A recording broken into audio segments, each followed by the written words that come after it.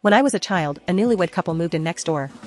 My parents were very kind, and as our family grew closer, Jennifer Thompson, a sweet and kind neighbor, would often bring me treats.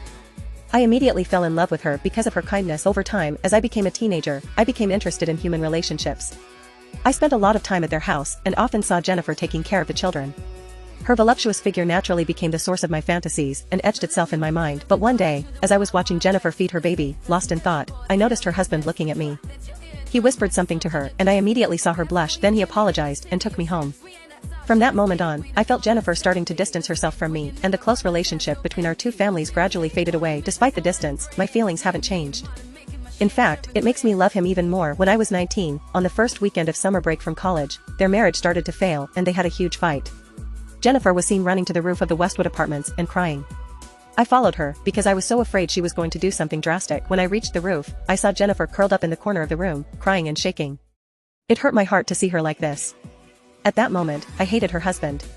How could a husband not appreciate such a wonderful woman? I plucked up courage, went up to her and said, "Jennifer, don't cry. This man is not worth your tears." She looked up and was surprised to see me there. I couldn't see his face, covered in tears. Not knowing what was wrong with me, I blurted out, "Jennifer, don't cry. He doesn't deserve you." "What?" Jennifer looked at me in shock. I plucked up courage and stopped fooling around. "Jennifer, why don't you get a divorce? After I finish school, I'll marry you." She looked at me in disbelieving amazement. "What are you talking about?" She finally asked, "I love you." I said nervously, "I don't know where his courage comes from, but I will never forget the look of shock on his face. You're just a child. You don't understand anything," Jennifer said, standing up and preparing to leave. But when she died, I grabbed her hand. "Let me go," she said, but she blushed with embarrassment and tried to move away. "What are you doing?" I was too nervous to think. I don't know why I was so impulsive, but at that moment I made a drastic decision. I took her in my arms and kissed her.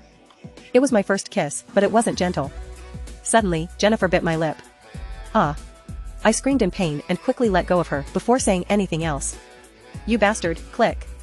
Jennifer hit me hard and ran away crying. That slap brought me back to reality, and I replayed the scene over and over in my head, wondering what I had done. I was afraid she would tell my parents, or, worse, her husband.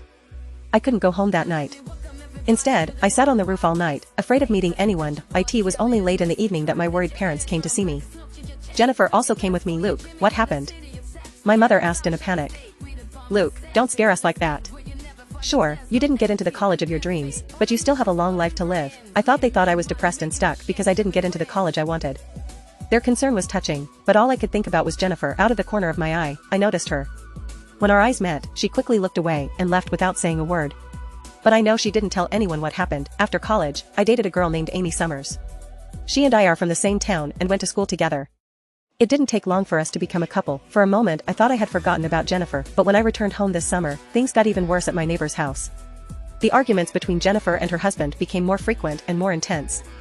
I even heard something break. Suddenly, all of Jennifer's memories came flooding back to me. I realized that I never really forgot her and that every moment we spent together is etched in my heart. As we ate, I casually asked, "What's the Thompson family doing now? They seem to be fighting a lot lately." "This might be the first stitch in 7 years," my father said with a shrug. "You don't know what you're talking about," my mother said, shaking her head. "It's because his business failed." "Business?" I asked. "Yes, he and his friend tried to start an import-export business, but it went bankrupt. They lost everything and are now tens of thousands of dollars in debt."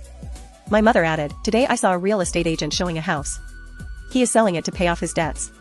Hearing this made me very sad. I want to help him. That night, I contacted a friend and found him a job for the summer.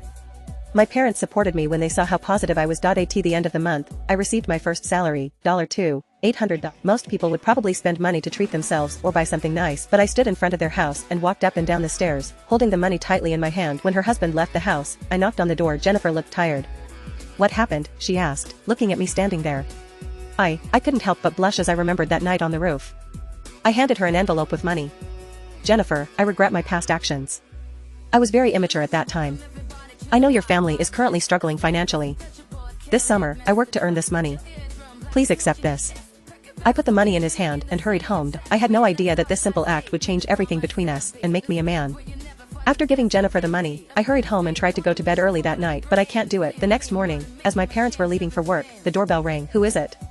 I asked as I opened the door. Jennifer stood up and looked at me with a kind smile. "You're a stupid child," she said, handing me back the envelope containing money. "I appreciate your kindness, but please keep it." I wanted to say no, but she didn't listen. We both took out the envelope and accidentally bumped into her. My face immediately turned red. She also stood awkwardly, not knowing what to say. "I'll be mad if you keep doing that," she finally said, trying to stay serious. "I just want to help you through this," I replied sincerely. "You are such a nice boy.